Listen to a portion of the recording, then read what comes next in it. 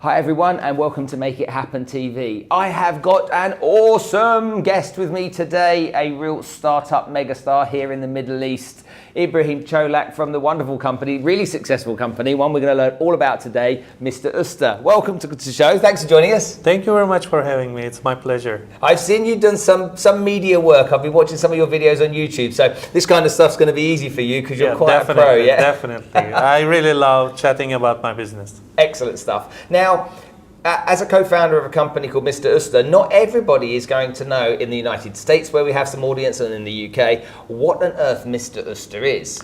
Mr. Usta is an online marketplace that finds quality service providers in this region, because it's a very big problem in the region find the quality service here. So we made it easy for the customers to find quality services on the Mr. Usta application.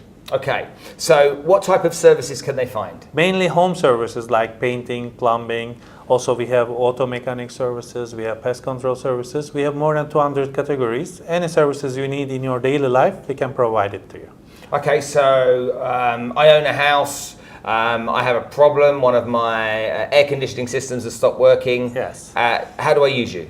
Normally what you do, you call your friend, ask for a recommendation, or you go to your security guy and ask for a recommendation. We make it much more simpler for you. All you need is take your phone out, smartphone, take the picture of the problem, explain the problem very basic way, and post it on our system. Then, in a very short time, we get you 3 to 5 quotations about that problem from vetted, really licensed service providers. So after they send you quotations, you check the quotations, you check the details, and you are checking there also reviews from the previous customers. If you agree with the price, if you agree with the service and time, you just accept it, they come and they fix it, and you pay them directly. Okay, that makes sense to me. So for those of you out there that have never heard of Mr. Usta, let me give you some important facts just to start with. First of all, right now, okay, nominated as one of the top 100 entrepreneurs. Yes. In the UAE. Yes. Fantastic. Okay, you're up for some awards. Okay, so on Arabian Business through Startup of the Year and Entrepreneur of the Year. Yes. Crikey, you did excellent stuff. Top 100 startups in the Arab world. Yes, in the Forbes magazine, we are in the top 100 startups. And MENA Digital Awards winner. Yes, we won the Admin App of the Year from Shortlist magazine. Okay, well that's quite a successful little story you've got there. We have a 3 years history right now, and we quite managed to get a lot of awards and a lot of acceptance from the startup ecosystem and the customers as well. I'm really impressed because typically, first of all, Mr. Usta, an unusual name, I'll come on to that in a second. Okay. Secondly, you've done so well in such a short period of time. Yes. Thirdly, for my audience out there that are young entrepreneurs and business people that are looking to raise money, you raised money as well. Yes, yes. And on the back of raising that money, you've continued to grow your business, and you're being given all these accolades, left, right, and Chelsea, yes, okay, for how well you've done. How does it feel to be in the place you're in right now? Actually, the best feeling is when you see the statistic throughout the day, people are using your service and they're getting really good service and they're happy about it, because sometimes the service is much more expensive than what you think. Yeah. And when you come to Mr. Usta and you find the right service provider with an affordable price, people feel happy and people express those feelings. If you look at our ratings on the app stores, also on our Facebook, people really appreciate what we are doing for them, and this is the best feeling for me. At the same time, I have a very good team right now working with me, 13 people. And the culture we have created is a startup culture, it's a very open culture, and we are helping each other, and we are having students on our team, we are developing their skills. This feels really good for me.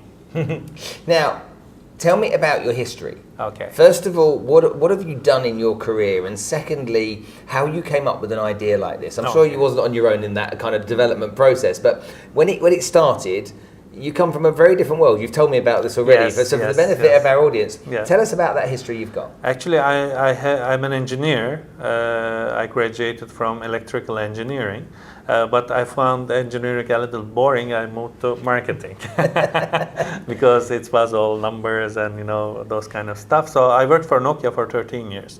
Nokia really affected my life really in a good way, because the culture of Nokia was amazing. Everyone who worked for Nokia loves it. I was doing product marketing management there for the region, India, Middle East and Africa. And it gave me the experience of how should an application be, what is a user journey, what is user experience, what people want to use in their smartphones. So that helped me a lot.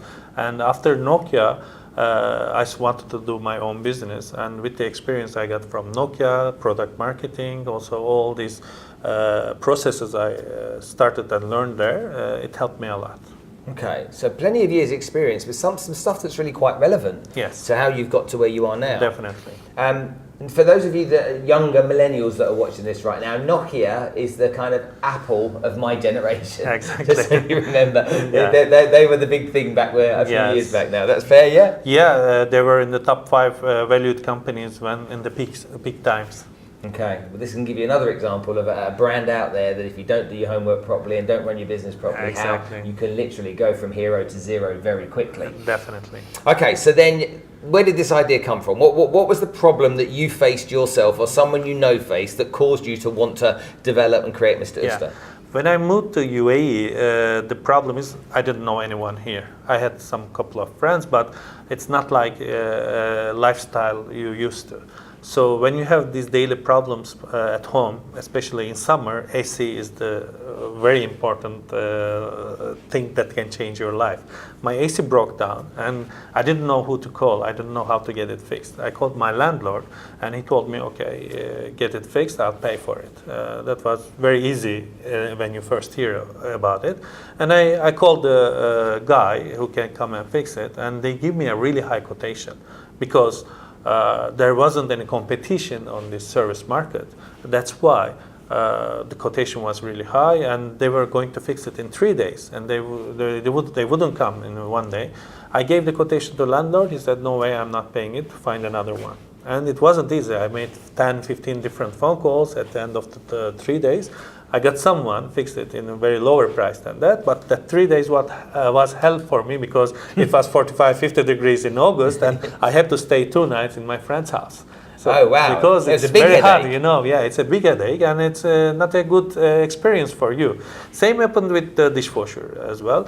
The guy came and he told me it was an original service. You need to pay like 800 dirhams.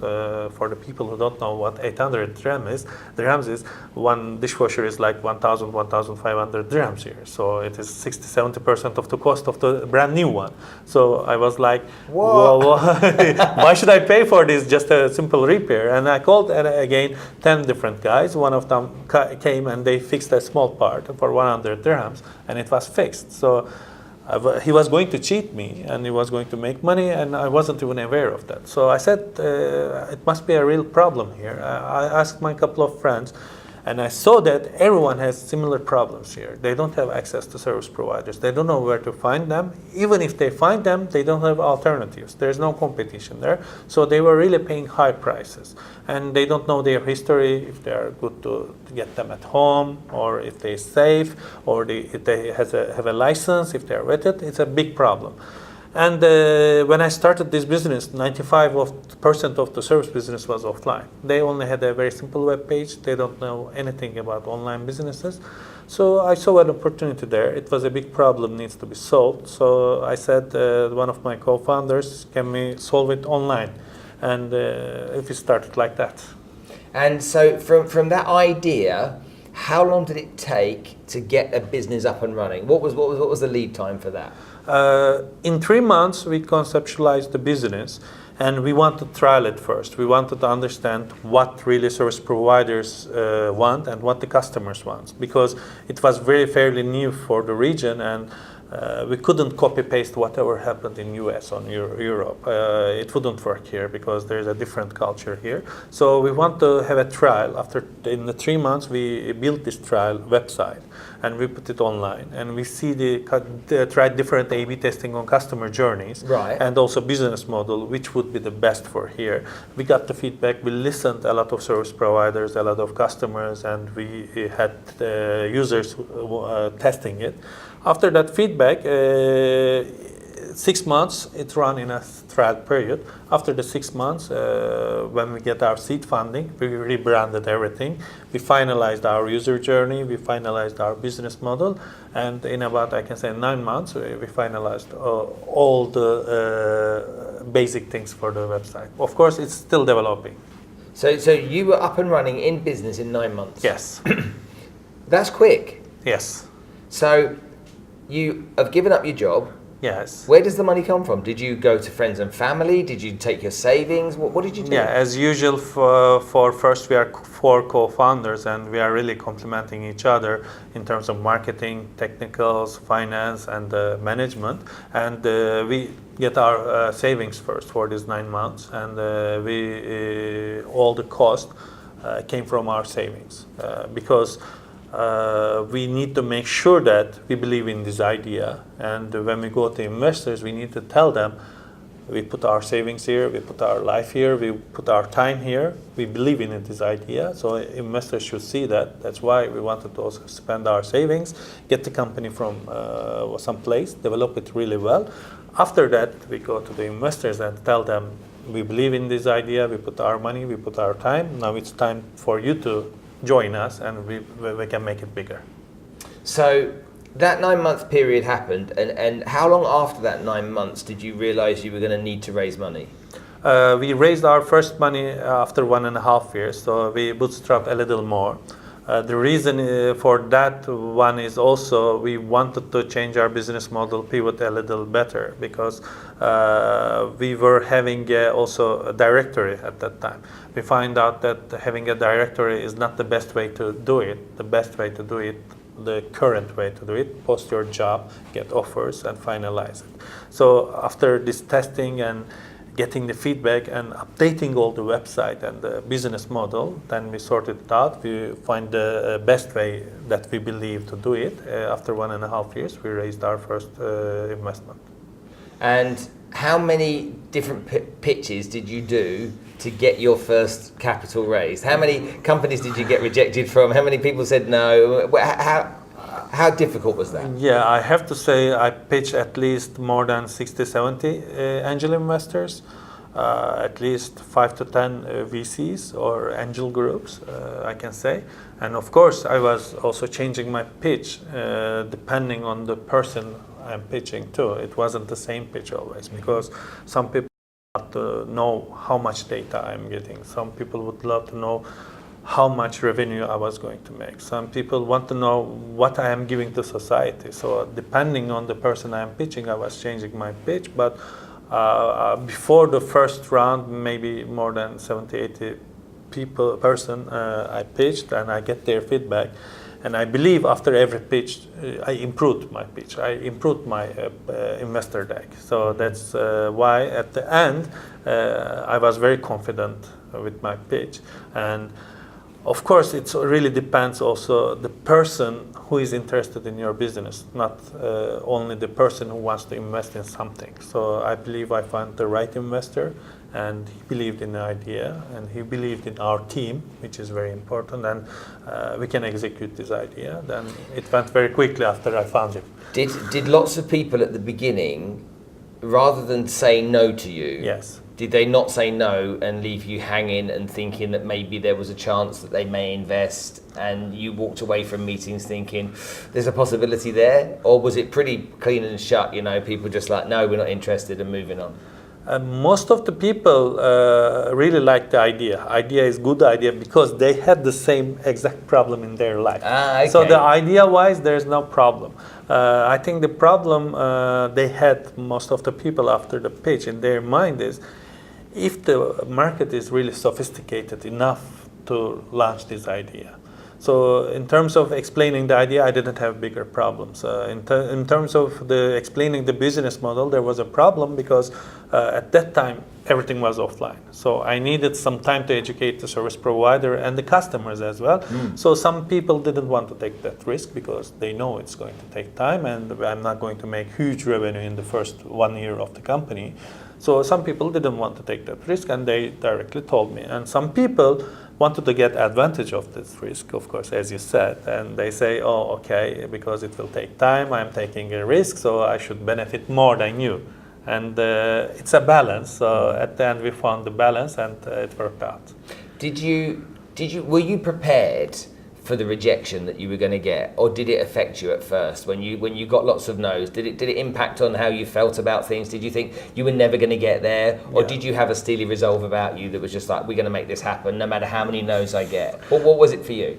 First couple of ones really frustrating, and also even the feedback, because when you are in corporate, you have some good amount of budget with you, and people want to work with you, right? Because you have the budget, you have the title, you are coming from a big company, and everyone is very nice to you. So your negotiations is better. But when you're a startup, they see you need them. So they are taking advantage of it. And they are more directly giving the feedback to you, not sugarcoating. If you're a company, they are trying to sugarcoat it because they want to keep the negotiation. But this one, if they understand that they are not going to benefit directly from you, or if there's a real problem for you, which is good if they are telling the problems directly to you, but when you face that reality, it hits you really bad at the first couple of pitches.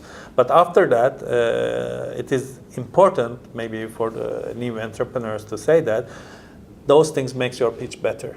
If they tell you the exact problem, what is problem with your pitch, what is problem with your business model, what is the problem with your market, size, or different things. That's feedback and market research, isn't it? Yes, definitely. It gives you really good insight, and you make your pitch better. So, but emotionally, first couple of them were really frustrating sometimes. Yeah. And was there you as the presenter and the rest of the team were sitting in the wings behind, or and so you were having to face it all yourself? Yeah, most of the time I was doing the presentation, but if there is some technical issues needs to be explained, I was getting my CTO there. If there was brand and marketing issues, also our marketing manager was coming in the scene. But I can say 80-90% of the time I was pitching every detail. Okay. Did any of them ever then doubt your pitching ability because of the rejection? Did you ever have moments where they were thinking maybe it's you rather than the investors? To be honest, a couple of times really I didn't know the answer because I didn't do my homework well, because I wasn't thinking that that point is important. But they find it out. But at that point, I was really honest. I told them, I'm sorry, I don't know this answer. I'll find and I'll get back to you. So at that moment, maybe they believe I should have done that. Maybe it was a negative thing for me.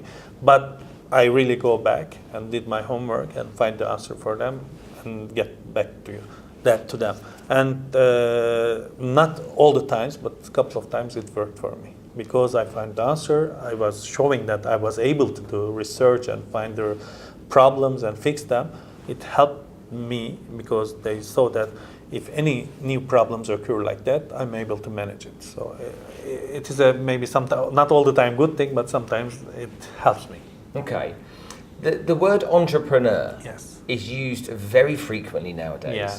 And I think people that have got a hobby, i.e. a business that makes no money, aren't really entrepreneurs. Yes. And I think lots of people like the idea of being an entrepreneur. Yes. But you know and I know that actually it's not all sunshine and rainbows, is it? It's actually really difficult. No. And in many respects also quite lonely. Yes. Especially, I mean, you've come from a big corporation, I've come from a large environment. Being an entrepreneur when you have, before, that network of people around you that you could lean on, can be quite a lonely place to be. Definitely, because everyone then wants to prove you wrong. When you're an entrepreneur, even your friends, they tell you we are supporting you, whatever you do is the best, but you are alone, you are right? Because if you don't give the perfect answers or if you don't do everything perfect time, it's very easy to criticize an entrepreneur and a startup. Big companies, there are so many people, they will help you. If you fail, someone will take you up. But here you are lonely, you don't have much chance to do wrong. So it's a lonely environment, and you also give up a lot, because in a normal corporate environment, you go 8 o'clock, you leave 5 o'clock or 9 to 6. After that, you don't think much about what is going to happen. And you get your money. Yes. But here, if you don't do it, there's no one else to do it. And you will fail, and you have to do it. You have to give up a lot of your personal life, social life, even your family, And if you want to really make it happen, you have to dedicate your life on it.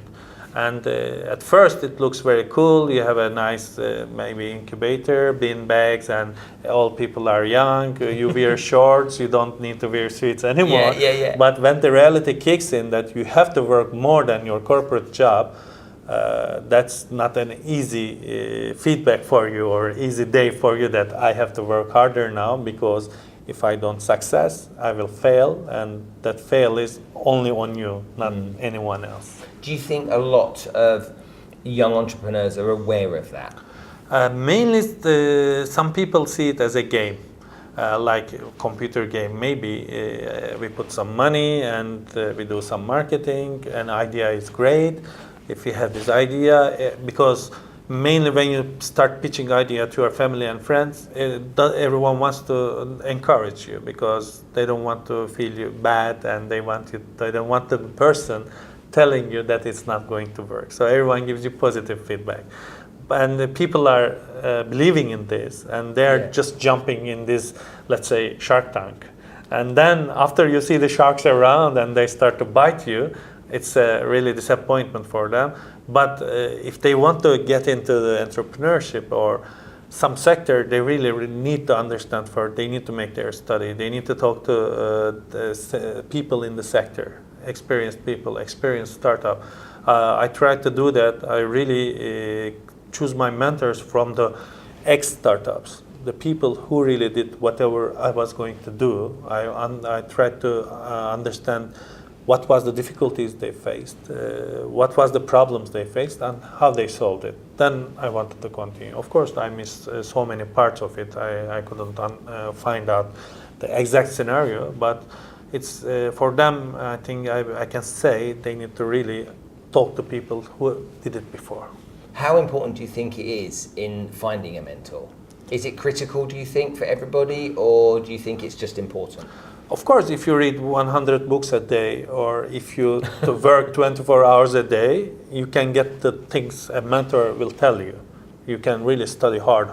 But if someone can easily explain it to you before you read a book or before you face the reality, it's much more better. It is, I believe it's critical, because it saves you time and it saves you money too, because that mentor can tell you, don't spend your money on this, because he's experienced on that. So it's very important to have a mentor who knows your sector, who knows what you are going to do. So it saves you time, money, and at the same time, it gives you a little confidence too, because you feel when you make a decision that someone is supporting you. So it gives you a little more self-confidence as well. So lots of my audience have asked over the recent months, how do I find a mentor? How do I go about finding someone who's good? For me, it was like I really wanted to go to previous startups that in the region and face the problems. And I went to events. I really asked them the questions that will help me. And if I find the answers or the guidance well, I believe that this person, and also it's some emotional or connection between them too. If you are not in the same frequency and cannot talk easily, it will not help you. So I think a face-to-face chat and understanding the experience of the mentor and similar background, maybe in terms of idea or startup. Let's dumb this down. Yeah. What events? There are so many events happening here. Like what? There's, for example, Mix and Mentor of WAMDA. WAMDA is a very big VC here in the UAE, and they bring the mentors there and they bring the startups there. So you can look at the participant list and choose the startups, maybe founders, previous startup founders. I want to meet this person, and definitely they are open to that. I'm open to that right now. If someone comes to ask a question to me, I never say no. I don't ever say I don't have time. Same with Dubai Future Foundation. Always there are VCs there. Incubators, we have so many of them. In5, I'm part of In5, and I stayed there 3 years. They're around, and at the same time, we have tools like LinkedIn. If you really want to reach some person, you can reach them. So the simple answer is, if you want a mentor bad enough, you can find one. Definitely. Definitely. It's just maybe an excuse and some noise people have when they Yeah. can't get what they want easily. Yes, and if you try once and you get a rejection, you shouldn't stop there. You should continue and explain why do you want that mentor, or why do you want him to mentor you. Of course, it's important for a mentor because you are spending his time too. If it's going to, maybe mentor will think, if he spends time with you and it's for nothing, he will not spend time with you. So you need to convince your mentor as well. The challenges that entrepreneurs face nowadays, I believe, typically are down to how resourceful they are, Yes. and a lack of resourcefulness. Yes. Often I find attitude Yes. not to be as good as it needs to be. And also I think that there's lots of people that have got ideas that Yes. they think they're going to turn into businesses. Yes. But what's an idea? To me, it's just an idea. It's nothing more than that. And until you decide either to stay doing the job you're doing full time and work all evenings and all weekends on trying to work on your project, or you give up and make that sacrifice and throw yourself fully in. Until you get to that point, really you're not starting anything and you're not going to be an entrepreneur at all, are you? No. You have to dedicate all your life, all your time. And if you don't do that, I believe the success chances are really low, because you have to focus on it. You have to know every detail about your startup. You have to also manage the resource, as you mentioned, of your startup really well. If everyone is not dedicated, not even the founder, the team you are having, they have to be dedicated and they have to love the project and they have to give more than 100%. If they don't do it, or if you do it half time when you're free, of course there are some maybe exceptions for that, but I believe you cannot succeed. Now let's say you wanted to recruit some people in to work with you, and let's say, I don't know, CTO. Yeah. I know roughly what a CTO does, Okay. but I'm not an expert as a CTO. Yes. If I was going to recruit a CTO, there's a good chance that I wouldn't necessarily recruit the right CTO. Yes. Did you face any of those challenges? Yeah, a couple of. I had a technical background, so CTO was not a case for me. But for example, finance. Okay. When I want to hire someone in finance, I go to my investor. There's a VC firm, and they know the finance better than me. Mm-hmm. So I want them to also interview the CFO, and they give me an also opinion about it. Or if I have a friend working in my corporate life as a finance person, I want them to interview with them too. Additional to that, I really want to also have a good communication with him, not only technical or knowledge or that particular department knowledge. It's very important that he will be dedicated to Mr. Usta. He understands what a startup is. It's not a corporate life. It's not like I do whatever needed from me. I won't touch anything else, because in startup world sometimes the time comes, everyone needs to roll up their sleeves and do someone else's job. Yeah. So this is very important. So attitude is very, very important here when it comes to hiring people. Not only the technical knowledge or technical background or what they can achieve technically. So it has to be mindset, I believe.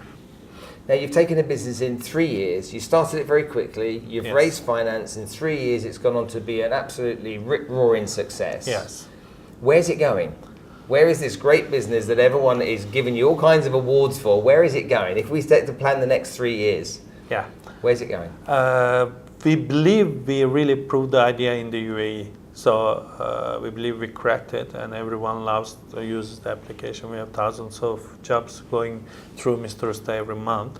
And right now, we believe there are similar problems in the neighboring countries. We want to expand because we built our model that way. So it is very easy to expand the new geographies or new areas or new verticals even. Mm-hmm. So we are looking for now new areas. We also launched in Riyadh a couple of months back. Arabia. Yeah, we are testing it there, and we get really good feedback there. But it's not exactly the same. So we are first learning what we should change, how we should update our business model.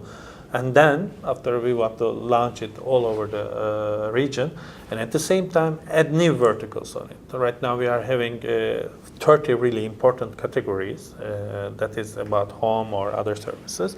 And if we see opportunity in the new areas, we want to also expand to those areas as well. So in 3 years, we want to be the service provider marketplace of the whole region. The whole region? Yes.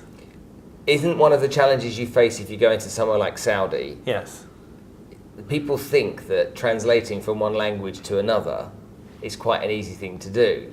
But we obviously know that Arabic is written from the opposite side of the page, and obviously the layout of everything has to be completely different for Arabic. Yes. Has that been a big challenge or a big headache for you, thinking that through, or has that been something that you've gone, you know what, this isn't so tough? This particular problem, we thought it when we were developing the application at first. So we made it really language friendly. So in 2 weeks, I can get you any language on Mr. Usta. So we made it very flexible. Our backend everything is developed by us, so we know everything. So we can easily do that. Right now, we have Arabic actually in UAE and in the KSA. And for that challenge, we can easily fix it. Biggest challenge will be the culture, maybe how the service providers work there. If they really want to work the way we want them to work, or we can get them in our space. Language and technical sides, we have a very good team. I am proud of them. I give them the task, they will deliver me. So I don't have any concerns about it. Mainly, the concern is like people, we need to reach people, how to reach people and how to reach them right way. Okay, and lastly, for my audience here, these young dynamic people, they obviously want to be successful. You're 3 years, 4 years ahead of them in terms of your journey. Yes. What were the 3 biggest challenges you faced, and how did you overcome them? 3 biggest challenges. One Tell them exactly okay. what it is. So my biggest challenge, first of all, was research. I didn't have enough resources to research about the marketplace. So you have to do your homework really well. Research the market, research the audience, and know your customer. This is very important. So I didn't have enough maybe resource to find it out, but you need to find a way to find your customer. Second one is finding the right partners and finding the right team. So you have to recruit the right person and right team. This is what investors are looking for, and this is very important for the success of the company as well. If you want to move future, you have to have really good friends next to you, or really talented friends next to you, so you can move forward. Third one is also, it is getting much better, access to funds. You need to find the investor who loves to work with you, not only getting the money, who can open doors with you, with partnerships, with their network, and introduce you new opportunities and create new opportunities for you. If you get these things right, I believe you already did most of the job. Thank you so much for that. Now, this is coming from somebody that's lived it, slept it, ate it, breathed it, gone through the hell, gone through the pain and all the sacrifices that you have to make. If you're prepared to give up your weekends, if you're prepared to give up your party lifestyle, if you're prepared to work 18 hours every day, remember that you can achieve lots of great success, but you've got to be prepared to put that time, effort and energy in. Ibrahim here is a living example. If you do something that you set your mind to, you can achieve it, but you've got to be prepared to accept the hurdles along the way, and you've got to jump over those hurdles and keep pushing. Thank you so much for joining us this afternoon. I really enjoyed it. Thank you very much. It's been great having you here. Whatever you do today, do what this guy does and get out and make it happen.